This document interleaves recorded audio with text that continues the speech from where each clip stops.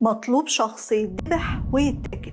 ده الإعلان اللي كتبه أرمن ميفز قبل ما يرتكب أغرب جريمة ممكن تسمع عنها. أرمن ميفز مهندس كمبيوتر ألماني مواليد سنة 1961، وفي بداية سنة 2001 خطر على باله فكرة عجيبة الشكل، وهي إنه يجرب اللحم البشري، وده طبعا مش هيتم غير بإنه يخلص على حد. فكتب إعلان على النت بيطلب فيه متطوع يتقتل ويتاكل.